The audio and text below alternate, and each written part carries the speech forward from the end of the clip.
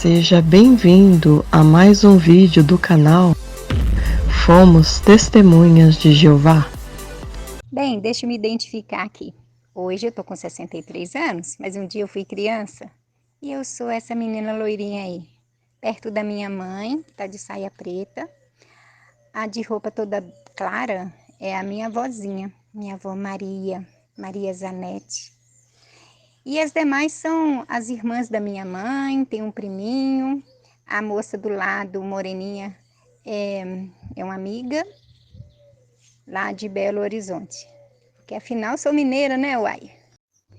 O tema da minha história é achei que encontrei o caminho certo. Visto que eu vou estar sempre lembrando dos Salmos 25:9, que eu pensei que tinha encontrado o caminho certo. Fiz grandes sacrifícios, porque afinal eu encontrei o caminho que me levaria a Deus. Mas não foi bem assim. E eu acredito que pela primeira vez na minha vida, eu vou fazer realmente a ceia do Senhor este ano. Vou fazer o pão não fermentado e um vinho tinto puro. E vou fazer.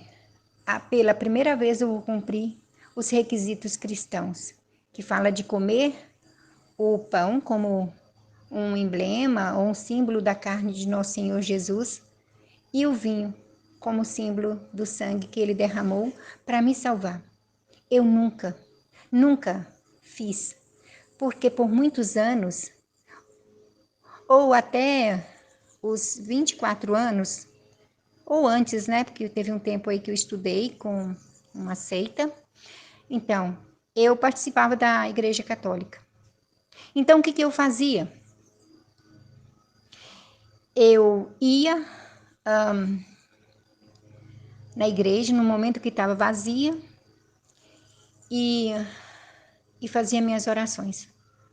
E às vezes eu ficava na fila, pedia perdão a Deus e ficava na fila para receber o corpo de Cristo.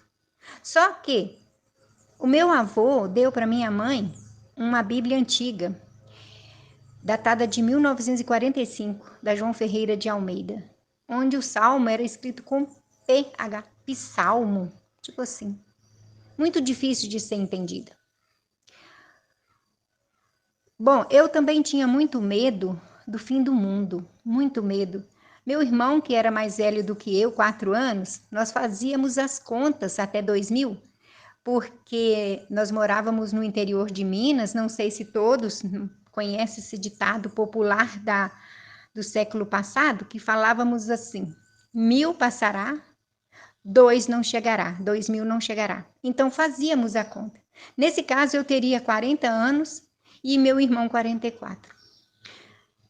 Então, aí quando a minha tia se tornou testemunha de Jeová, e ela em casa com muita vontade de nos ensinar. E a gente amava a tia, muito, amava muito a tia. Ela vinha com os filhos, que era mais ou menos na nossa idade, a gente morava numa fazenda grande, então era muito gostoso, muito divertido. Mas à noite não tínhamos televisão. Aí era o tormento. A tia começava a falar de Jeová e falava com tanta insistência, com tanta vontade, e mostrava naquela Bíblia antiga alguns textos. Isso despertou a gente. Já começou a despertar. Aí quando o meu irmão montou um açougue na cidade, ele, para agradar 2 pioneiras solteiras, ele fez a assinatura da Sentinela e Despertai. Ainda nessa época, morávamos num sítio. Eu me lembro como se fosse hoje. Eu e minha mãe pegávamos as revistas, a Bíblia antiga do meu avô, e sentava debaixo de uma grande mangueira. E ali líamos as revistas e ficava encantado com o que estávamos lendo. E foi nesse período que eu comecei a abandonar gradativamente a Igreja Católica. Quando foi em 79, houve uma enchente muito grande na cidade, a primeira. E a produção lá do sítio, que tinha muito plantação de milho, a minha mãe mesmo tinha feito uma plantação de abóbora, que estava uma maravilha, ia colher caminhões de abóbora. Mas a chuva veio e devastou tudo. Na mesma época, estávamos construindo uma casa na cidade e a água inundou a casa e levou todo o material de construção. Então, assim, a economia da família veio abaixo. Tivemos que mudar, terminar pelo menos o porão da casa. Éramos 6 pessoas, tivemos que morar, 5 pessoas, tivemos que morar no porão, num porão pequeno, e eu comecei a trabalhar. Eu estudava, né? Parei o estudo para me poder sustentar a família. Não me arrependo. Aí, nessa época, minha tia entrou em contato com um casal de pioneiros. Ai, uma graça esses pioneiros. Ele muito alto, moreno, bem negro mesmo, e ela baixinha. Uma graça esses dois. Bondosamente foi lá fazer o nosso estudo. Eu não tinha paciência, que nessa época eu já estava namorando, né? Com um mundano, como eles diziam. E a Selma, falei o nome, ela me convidava, Verenice, vamos na assembleia, que aí você vai ter oportunidade de conhecer outros jovens da sua idade. Relembrando que quando começamos a assistir as reuniões, ficamos maravilhados. Muito, a gente estava assim ansioso para falar com todo mundo do que estávamos aprendendo. Tudo dentro da Bíblia, mas daí nós pegamos a tradução do Novo Mundo. Pois é. Aí começou a PNL, né? Programação Neurolinguística. E mesmo assim fiquei entusiasmada com o que aprendia. E era muito simples. Nessa época, os pioneiros moravam numa casa pequena. E ele pediu a proprietária, para que pudesse desmanchar uma parede. Ela deixou. Depois aumentou e pediu para desmanchar mais uma parede. Então, o salão do reino ficou um L. Dá para entender? Uma casa de 4 cômodos, aí desmanchou, fez um L. E eles ficaram com um quarto e uma cozinha para eles. Era muito simples. Nessa época havia alegria. Porém, a congregação era composta de casais e com crianças. E eu me sentia deslocada, porque na época eu estava com 19, 20 anos. E eu demorei para me dedicar ao batismo, porque tinha namorado mundano e gostava de ir em bailes. Mas ao mesmo tempo eu pensava, meu Deus, eu pedi tanto para te conhecer, porque quando eu li aquela Bíblia lá antiga que era escrito Psalmo, eu fazia oração a Deus, por favor, meu Deus, me ensina seu caminho. E quando eu li os Salmos 25, versículo 9, diz assim, estou lendo no João Ferreira de Almeida, guiará os mansos realmente, e aos mansos ensinará o seu caminho. Eu pensei, meu Deus, aqui está a resposta às minhas orações. Então, como que eu posso deixar de seguir a essa organização? Então, me batizei, tive que fazer várias mudanças, né? Deixar de ir nos bailes, terminar com o namorado, e me batizei aos 25 anos. Minha mãe me batizou um ano antes de mim. E eu estava me sentindo muito bem. Contar brevemente uma passagem aqui que eu deixei.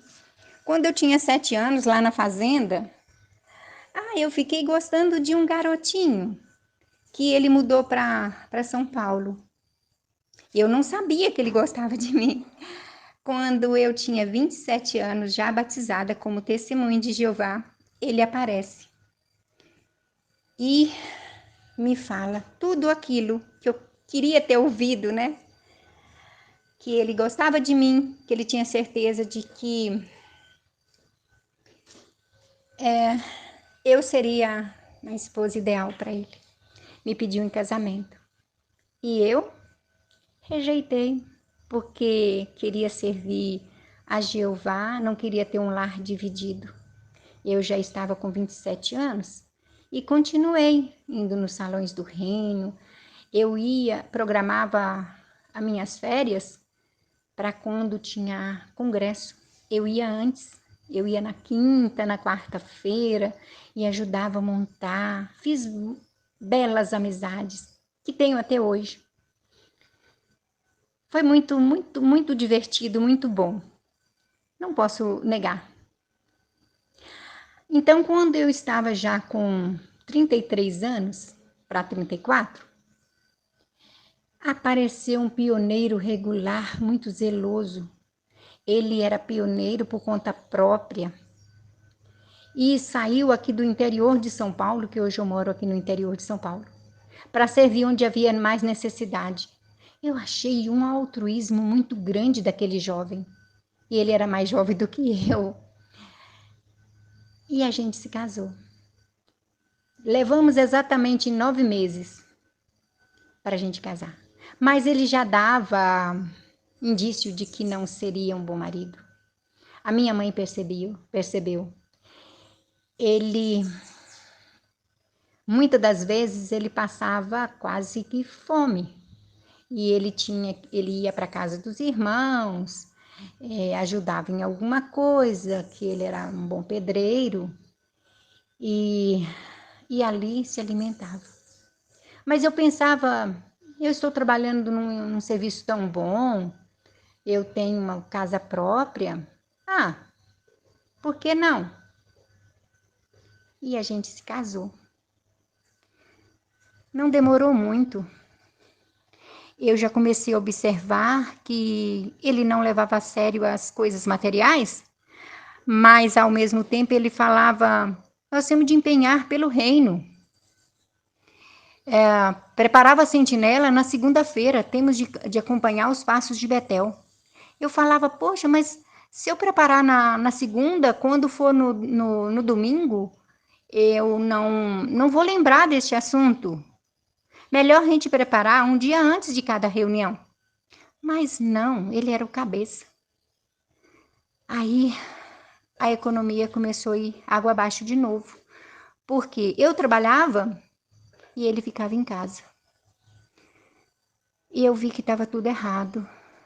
Muitas das vezes a opinião dele tinha que prevalecer, afinal ele era o cabeça da família. Então, eu já sabia que meu reloginho biológico já estava no tic-tac. Era hora de ter filhos ou não. Eu tinha pressão alta e ele disse, vamos tentar. Você vai ter um filho só. Nós temos de dar continuidade ao nosso amor. E ele disse, você tem problema sério de saúde? Você não pode ter mais filhos, como o médico já disse. Não tem problema, eu faço vasectomia, é muito mais fácil. Eu achei aquilo uma prova de amor tão grande e aceitei. Não me arrependo, hoje eu tenho uma filha linda que me ajudou muito, que me ajuda até hoje. É a minha princesa. Ela já contou a vida dela no canal Adriano, a voz dos que não falam. Isa, conte-nos a tua história, vocês vão ver. E agora eu estou contando a minha. Essa é a primeira parte. Espero que eu possa contar outras partes. Então, até lá.